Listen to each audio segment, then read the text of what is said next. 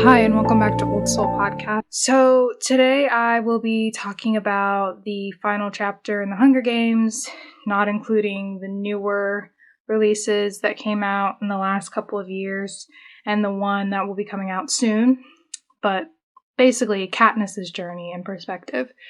And I'm going to be talking about Mockingjay Part 1 and Part 2. The main reason why I'm combining these two films into one episode review / summary / commentary is because I don't know that they really needed to have a part 1 and part 2, and there really is only one book, but I kind of understand it a little bit more after watching it again, and I do think that the build-up and the exposition lead to a really good climactic moment for that final chapter. I just think that maybe they should have just made Mockingjay more than 2 hours. And I think many fans wouldn't have been too bothered by that, but here we are. So the director of Mockingjay Part 1 is Francis Lawrence, and it was released in the year 2014, rated PG-13, and it's a runtime of 2 hours and 3 minutes. And then Mockingjay Part 2, I believe, is also the same director, but let me make sure. Yes, the director for Mockingjay Part 2 is also Francis Lawrence, and the runtime of Part 2 is 2 hours and 17 minutes, rated PG-13, and was released in 2015, so a year later. Mostly in Part 1, we just kind of delve in, like I said before, with exposition that feels earned and needed. Delves into making Katniss the Mockingjay, whereas in Catching Fire and the original Hunger Games, you really see it hinted at, the symbolism, and you really see that full-fledged end of Catching Fire where Katniss is basically captured by some form of the resistance, right? And they basically didn't clue her in on all of this, is where we ended. And she doesn't have Peeta, because they weren't able to get him in time. But they were okay with that, ultimately, because she's the Mockingjay, and they knew to fit their narrative and their rebellion, she was the key, whether Katniss wanted to be or not. And that's kind of how we see her really growing into this world and this role. So the understanding of District 13, and they're gearing up for war, and they have been for a very long time. District 13 was basically the original district that was kind of the center of what all was happening before when they had the war, before the Hunger Games, which sort of caused the Hunger Games. And I haven't read the books in a long time, so I'm pretty sure the books get into a lot more detail on things. But again, I'm going based off of the films. But that would be interesting to read that again and to get more of that. But ultimately, District 13 still exists. The survivors have been able to create some sort of a life underground while they prep to take back, I suppose, what they feel they are owed. And I don't blame them, but you can tell that a lot of people have goals of becoming another version of the Capitol and not really, fighting back and saving people and doing the right thing. And that's pretty clear when we're introduced to President Coin in District 13. I suppose she is basically their president and their leader. And when we see Heavensby was like a center point of this as well, and is probably the only reason why Katniss got out. Also Haymitch. And so, yes, and they're harboring like all these weapons, but obviously they can't just go in without a strategy, sorry. And it seems like a lot of them have been trained to like fight. They kind of give like very soldier vibes, but also they're underground, so they're probably limited on the things that they're able to do without being spotted. And it's really impressive, actually, that they haven't been spotted in all that time. And Katniss is missing Peeta, and she's actively trying to figure out how to get him back, and Finnick's there, and he's doing better, but obviously missing Annie. And yeah, they often see Peeta in like certain moments where he's having interviews like they would for the games, but they're clearly asking questions that sort of make Katniss seem like a traitor. And in the beginning, you see him like defending her, and then later you kind of see that whatever toll or torture that they are doing to Peeta is starting to affect him, not just mentally, but physically, during those interviews, and how his mind is altering. I'm just not sure that, again, that the films needed to be in 2 parts, but it is what it is. So, despite it being 2 parts, the first part, I think that there were some great scenes. I really thought that the hanging tree moment was great, and it does tie back into like this musical thing. Not that it makes the film a musical, but like the elements of song and how in different cultures, unfortunately, often when they are going through major struggle, how songs are sort of a representation of that. It kind of feels like the way that the blues had a huge influence, and like jazz, especially in like Black American culture, and how it can be something really beautiful, but also with a really deep and sad message. And so the hanging tree was interesting. An interesting scene. And then we have the tragic scene of, Peeta choking Katniss, and the scene where Katniss basically says, if we burn, you burn with us, after the Capitol drops like a whole ass bomb on a hospital unit of civilians who are nursing their wounds or, trying to survive, and the Capitol does it intentionally to prove a point, a message to try to get to Katniss. And so, again, I do feel like the part 1 isn't necessarily unneeded. I just don't think it's one of my favorites, and I feel like they could have found a way to just put them all into one film. And either way, I do think it's necessary, and I don't think that people should skip it by any means, because like I said, those scenes were great, and I kind of detailed what you're going to see, and I do think that it builds up the ultimate moments for part 2, but again, I did not prefer it out of all of the ones that I've seen so far. And I think at this point, Catching Fire is my favorite. But yeah, and then also I want to note that Gale's character is sort of becoming like this form or version of a soldier within District 12. Primrose and her mom and Katniss's mom are alive.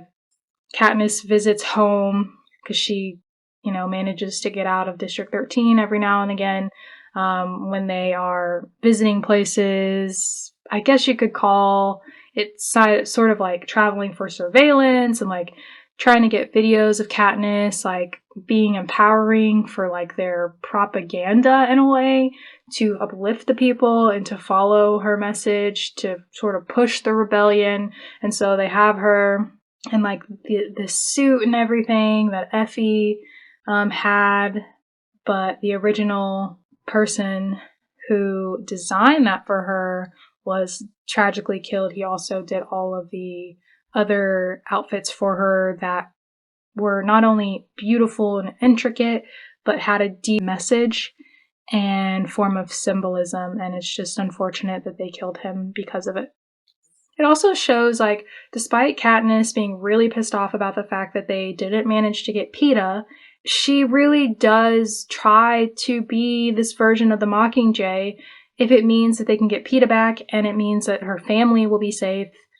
And so she does it, right? And it helps that when the times that they leave District 13 to shoot propaganda, I like to call it, because that is basically what it is, and to sort of surveillance and figure out, how to get Peeta and all these things, they stop by District 12, like I said before, she visits home, but it's not really her home anymore. It's rubble, and thousands of people were murdered. And those were people that she lived around, people that she knew. Her house seems to still be standing and things like that, but that's really, the victors section seem to be okay, but still, it's insane. It's terrible. And when she goes home, you can see her grabbing things and kind of looking over things. She gets, I guess they would be called like trinkets and just important things for her family. So she brings the cat back for Prim, and she brings a picture of her father. But I feel like it's so crazy that one day you could have a whole home and then the next it's just gone because someone has so much power to just be able to take that from you. That's actually so depressing. But yeah, that's basically what happens. And then I do feel like with Mockingjay Part 1 that Katniss has an inkling in some bits and pieces as she's getting kind of used to this life underground without the little bits of leaving out to go outside when given permission by Coin and Heavensby, that Coin is a little off, and you can kind of tell that Coin doesn't really seem to trust Katniss, but Heavensby convinces her a lot of the time that, you know, Katniss is the one. She has that fire in her, you know, things like that. But I think that it's a true testament to Katniss's ability to detect things very quickly. She has that really good honed-in intuition, and she didn't make any rash decisions. She does that, but she does it with her heart, and she does it for things that she cares about. But she is a very stubborn, strategic, and decisive person also. And I know that kind of sounds like it doesn't make sense, but I think that when it comes to things that she loves, she'll put her life on the line. She will be reckless because she's trying to do whatever she can to help people, even if it risks her life, literally. There was even like a scene, I believe, in Catching Fire where like Gale was, you know, he was getting, I guess, were they whipping him or hitting him? And because he had stood up to one of the peacemakers and she jumped in front of him, and that was a moment where she definitely probably could have died if Haymitch and Peeta hadn't showed up. When she volunteered to be Prim's tribute, just like those moments would be kind of seen as reckless, or like when she just does whatever she wants, right? Even when people are like, you need to be more likable, so the sponsors will sponsor you, and things like that from Haymitch, which is actually sound advice, but it's also just like, you're damned if you do, you're damned if you don't. And other times when you can kind of see Katniss being observant, not trusting people, and how she's almost always right? There's the reserve when you're just meeting someone, like when some of the tributes were trying to help her and Peeta, and she was like, what are you doing? And then, you know, they showed that they were a part of her alliance in some way by the items they had on them. But then there's like, she full-fledged is keeping her distance, and you can tell. So I just think that's something interesting about her character, and I can see it displayed subtly, but it's there. She always stays true to herself, I suppose, is what I'm getting at. And yeah, I think that we're seeing a lot of similarities between District 13 and the Capitol in the way that the leadership is almost eerie. It feels like tit for tat, you know? Snow wants to negotiate, but he's not really negotiating. You're just playing his game, right? And then Coin does something and uses Katniss, and like that's kind of how Mockingjay Part 1 feels. And Katniss is playing along because she needs to save Peeta, and she needs to keep some sort of safety net over her family, and still has all this pressure after going through another terrible time in the games. And that's kind of how Part 1 feels. I should also say that Part 1 basically ends with them getting Peeta. They go on like this mission to get him, and they think, you know, we're succeeding, and then they're not succeeding, and they get out alive somehow, and then they're realizing, oh, well, obviously the Capitol could have killed us, so why didn't they kill us? And why did we end up being able to get Peeta? And as they're realizing, they're like, yeah, the reason is because he's the threat. They wanted to mentally and even physically fuck with all of them, especially Katniss. And by that, I mean, basically at the end of the film, even though they get Peeta, he strangles Katniss. Nearly kills her. I mean, she's left with bruises, and she can't talk for a while. And Peeta is a shell of who he was. He looks like his soul has left him in a lot of ways. And she doesn't know who that is. Okay, so moving on to Part 2 of Mockingjay. We see this ongoing, this really unnecessary love triangle between, well, it's not really a love triangle. Peeta likes Katniss, Katniss likes Peeta, but won't admit it to herself, not fully, yet anyway. And Gale wants Katniss to want him more than a friend, And she kind of gives him like sympathy kisses and acknowledgement, but I don't think that she loves him as much as she maybe wants to want him. And she doesn't know how to fake it, and she shouldn't have to, right? But Gail kind of wants her to perform that, and it's not going to happen.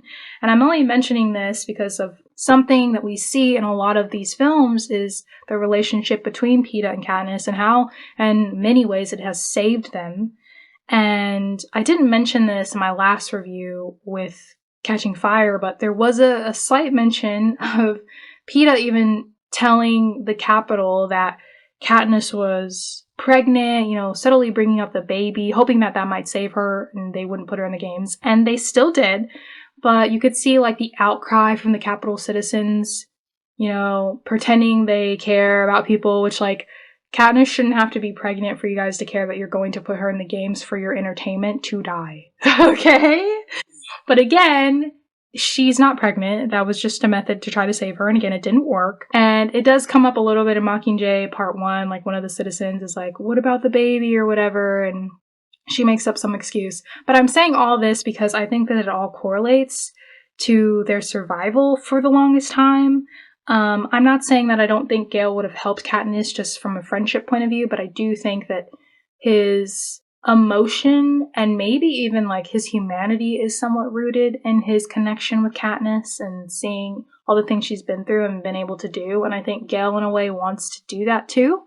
But he's really turning into like this militant guy who's willing to hurt other people to get what he wants no matter what, which is basically becoming his own monster because that's what happened to him. And I don't like it. And a lot of the time in the film, he really pisses me off. I'm not gonna lie. And yeah, so annoying. Anyway, we do see Katniss trying to get Peeta back to who he was.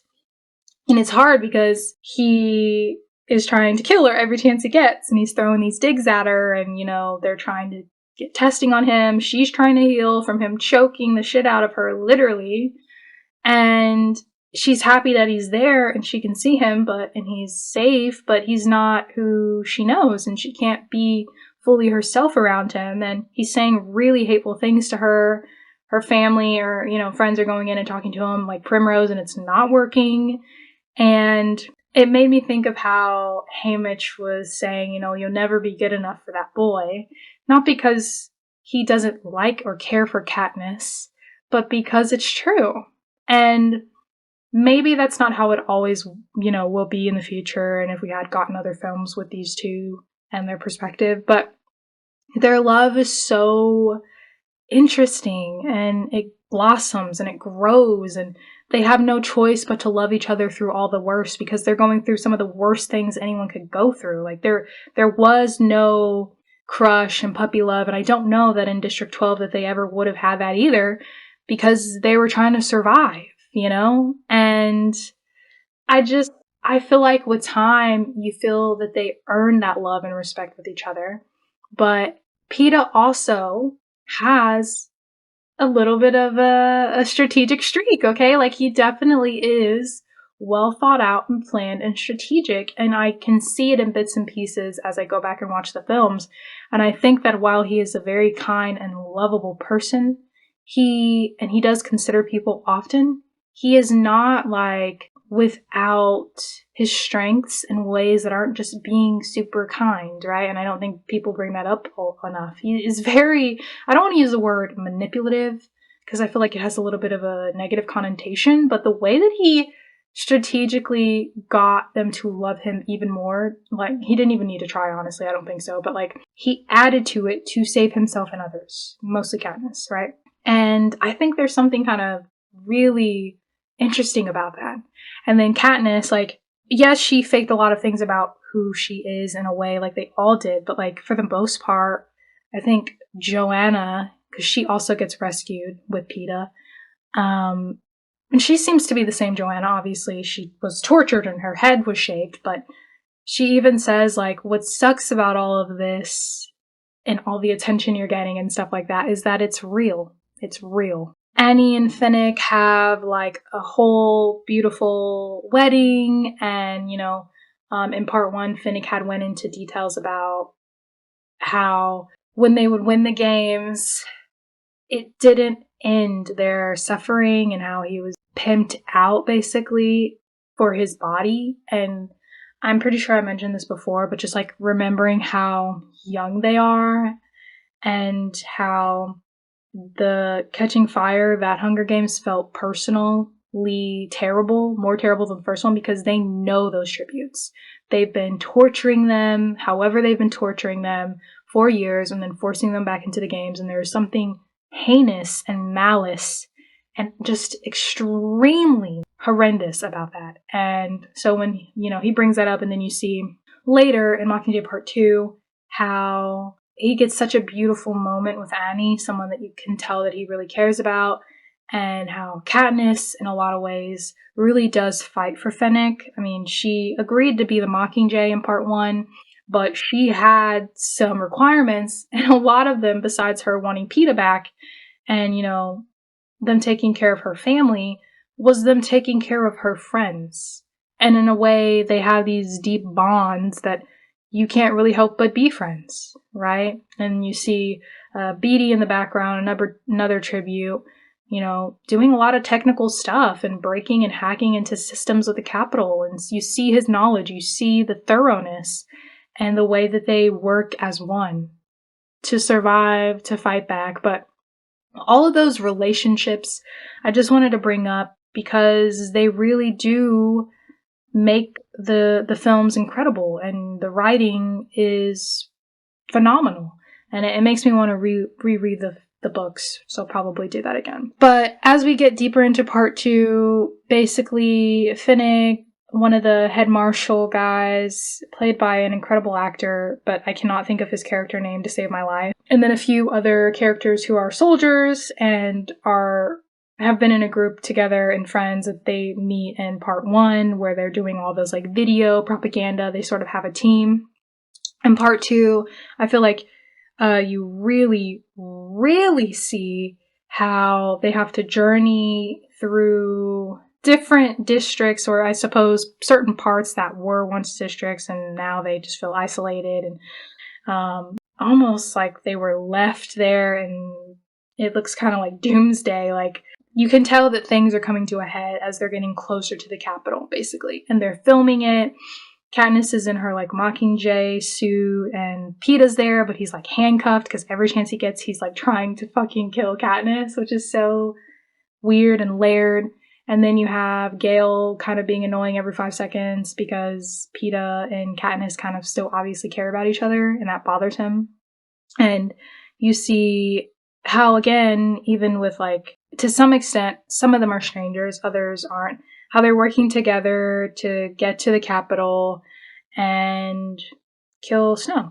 That's Katniss's goal, but not everyone is really in on that, and you can see as they're getting closer and closer and people are dying, and there's like all these booby traps that they're running into in the Capitol, because of course they're fucking putting games, and yeah, it's annoying. And like as they get closer to the Capitol, there's like the outskirts and like other districts that they were in before when they were prepping for this, you can see that they're kind of losing a little bit of hope, and maybe they're scared, but they're trying, and Katniss's goal might not align with Coin, but she's gonna do what she wants, and she's gonna do it right.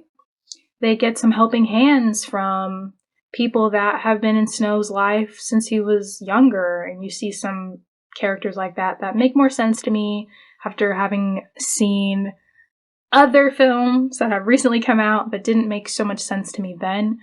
And you see that as they get closer and closer and closer, and again, this did slowly unveil with Part 1 to 2, but I'm just kind of getting to the meat of things because it's easier that way.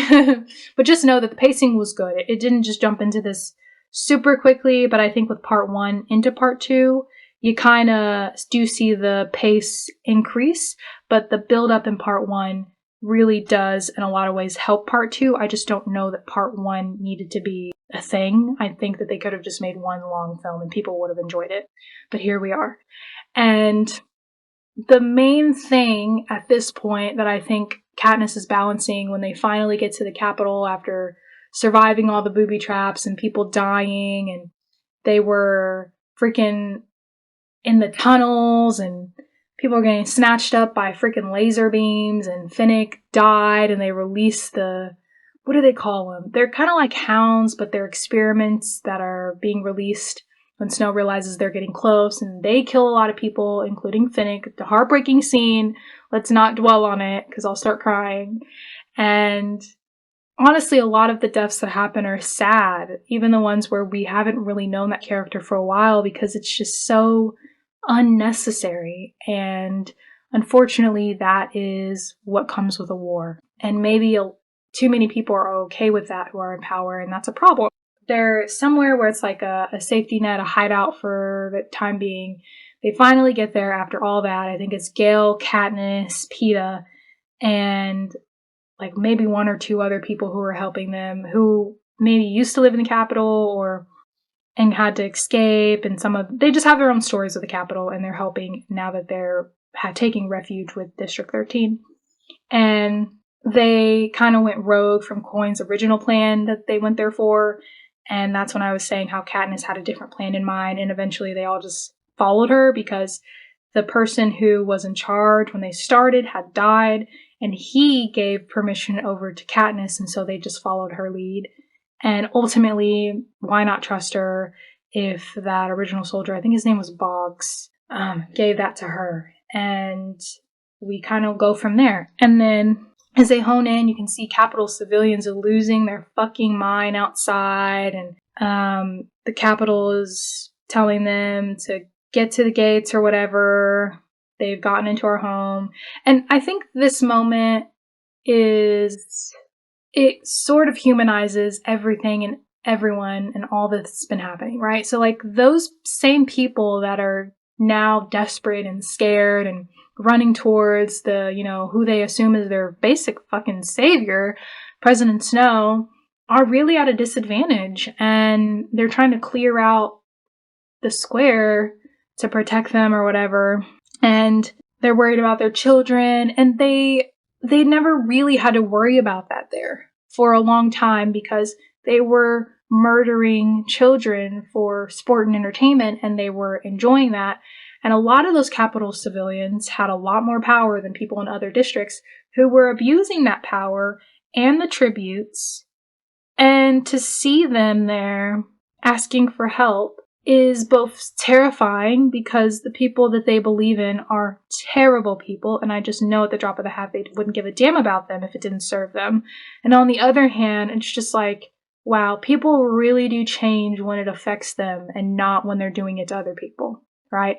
It's such a weird feeling. And seeing Katniss in the center of it all, having her hood on, trying to race to find Snow and to get to his house, basically that big house, because they're already in the Capitol at this point, and she's split off from the rest of them, although they're, stationed around, and this is on her. This is her moment. I think Gale's next to her or whatever. And then you see these packages after the adults are handing their children over, so they're kind of getting separated in these packages that they think are probably like food or water or whatever to hold them over until they can get to safety, and they're actually bombs. And so people are getting killed left and right, children, you name it, it's happening. And there are rescue teams that are there trying to help. And unfortunately, Prim is one of those rescue team helpers. She was like learning to be, in that physician field to help people. And you see bits and pieces of that in the other films too, here and there. And she dies. She gets killed by one of those bombs. And Katniss has to see that in person after all that they've gone through. It's like the cycle is going around and we're here again, just like we were in the beginning when she was volunteering as tribute to save her life. And then Prim is just dead. She's gone. And so with that, we see soon enough that District 13 takes over. President Snow gets captured. Katniss loses her sister. There's the feeling of mourning. There's a feeling of grayness. There's quiet. There's, smog and fog. And it seems like Katniss is a shell. What else could she be in that? A shell of herself. You can tell other people are worried. Coin is spewing all these things. Heavensby, always the observant type, also noticing Coin's off-putting things. And Katniss has a few questions, she wants to know what the fuck happened in the square. And she finds out that Gale was a part of this plan of these random ass bombs, and District 13 is actually the ones who dropped those, not the Capitol. Snow really didn't have anything to gain from that. He didn't. And Snow is a crazy psycho who loves to play games, but he's gonna tell you the fucking truth. Whether it's a riddle or straightforward is different, but he's gonna tell you. He's had no problem telling Katniss to her face that he's gonna try to kill her sister. So when she finds that out, she's boiling over, but she's keeping it steady. And so they get to the point where she's there, people from all districts, I'm assuming anyone who has survived, District 13 as well, civilians, all people alike are in that big stadium sort of area. Snow is tied up to like this pole, and before this, Katniss had a discussion with him, right? Face to face after he had been captured. He was like in this garden area, and that's how she also kind of put two and two together about it, because he was saying like, hey, I didn't do that. Just so you know. And of course he always wants to have the last word. And Coin is up there just reveling in this like power, so happy and proud of herself, which like, yes, you would be happy about like defeating the Capitol, but like a lot of people died, so she's just a little bit too happy, And also there was a meeting before this, so I'm backtracking again, where it was like Katniss and Coin, Heavensby, Haymitch, basically all the main tributes who were a part of this revolution and rebellion that survived, because again, Finnick died. A lot of them that helped out died, right? But there are the main people, Beatty, and they're having a vote on whether they should continue the fucking Hunger Games that they've been fighting so hard to stop, that they've suffered through. And don't get me wrong, I understand their oppression and their anger. And there's a mention of like, oh, making the Capitol's kids go through what they made our kids go through. And like, okay, yes, it sucks. And I was just saying before how like, it's so crazy how when they were getting hurt, they had all this fear and empathy, and all of a sudden they can understand, right? I get that. But to perpetuate the cycle is to never end the cycle. It's crazy talk. And in that room, Katniss agrees in a way, right? Like, she doesn't make it clear that she obviously is not gonna fucking do that. But, like, you can tell that she's had it. And she has all that other intel about what really happened, right? And Haymitch is like, I'm with the Mockingjay. As well as with a few other people, right? And then other people are like, yeah, I'm all for the kids going to the Capitol, I don't know if Joanna said she was for it, but like, yeah, she's something else. Quite entertaining though. But anyway, so we're back in the square, right, where Snow is tied up, and Coin is just relishing in her newfound power. Heavensby's in the back, Haymitch is off to the side, as well as with Peeta. Katniss is prepared with her arrow, aiming it at Snow, perfectly ready. Before she went there, she also has like this capsule in her suit, and she's gonna take her life, essentially, because she knows like she'll probably have to pay for this. What she's about to do, right? And so she shoots her arrow, aiming it at Snow. Last minute, she turns the direction of her arrow, and she shoots. And what does Coin say before Katniss releases that arrow? Some weird new saying that's basically the same spinoff of what they've been saying. May the odds be da da da da. She fucking aims that arrow at Snow, lets it fly up their shit, and then quickly turns the direction and kills President Coin on the spot. And then you see President Snow laughing because he gets a kick out of Katniss. And I think he truly did enjoy playing games with her, because she was not one to mess with. She had people backing her, of course, but that girl is a fucking fighter, and she shouldn't have had to be. And Snow is a psycho. But all of that at once, right? Everyone is shocked. The audience is like, what is happening? And then they start going after Snow like a mob, right? She doesn't even have to kill him. They're gonna kill him, right? Heavensby smiles, because it's like, oh yeah, she's exactly who I thought she was, right? Haymitch is just like the same, basically, right? And Peeta has to run up to Katniss before she can take that pill and stops her from killing herself. And, you know, they're pulling her back to take her into some form of custody. And you can kind of see this small grin or smirk or whatever you want to call it on her face. You know, like, yeah, she did that. And was she wrong? I guess you'll decide. Like, you just can't make this up. It's all made up, but not really, right? Like, it's taken from history, I'm sure. Here and there you can see it, but it's just so... It's golden. It's golden cinema, okay? It's iconic. It's insane. And it's honestly what happens in these games. And anyway, she ends up being let off the hook. You know, heavens be pulled some strings, but she has to go home. And she does. She goes home. She creates some life for herself. Not without grieving, because she definitely has her moment, which of course everyone does. She's, you know, yelling at the cat, and it's just her for a long time. I think her mom maybe has stayed somewhere else, because we don't see her really much anymore. Later, Haymitch shows up, and Peeta shows up, and they're back in their individual houses, and her and Peeta, clearly, their relationship flourishes. They become, you know, bonded again. And they just want to have some sort of peaceful life in their home, District 12, and they later have children, and you can see that they seem much healthier and much happier, and later on, and it's such a beautiful ending to such a tragic, detailed, incredible story, and it was adapted so well, obviously. There's going to be things that don't make it to the screen the way that the book thrives. I even said, like, there's definitely more details because I remember something, but I just can't quite remember it because I haven't read the book in a while.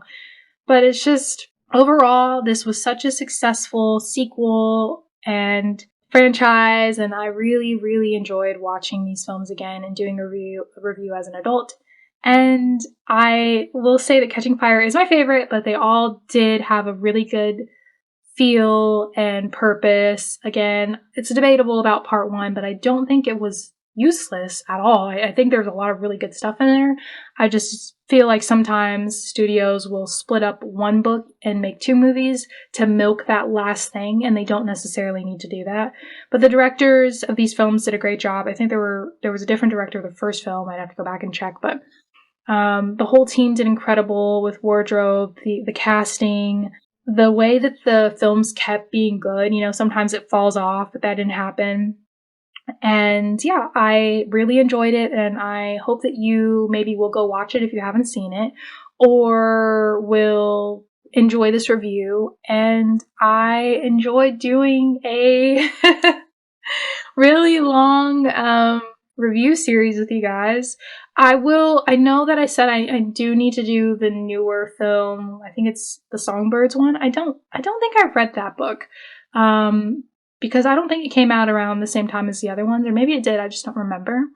But I will maybe do that one. I know I was set on doing all of them, but I think I might wait for a little bit, wait till the next film that's coming out comes out, and then do Songbirds and then the new film that's coming out back to back, kind of like I did, you know, Hunger Games, Catching Fire, and now Mockingjay, just so it feels a little more cohesive and it gives me a little bit of a break from Hunger Games, because as good as it is depressing. I mean, I'm ending up on, like, Hunger Games TikTok, and, like, people are like, oh, could you have been in the games, and, like, getting into this, like, black hole of the Hunger Games that I want to get out of right now.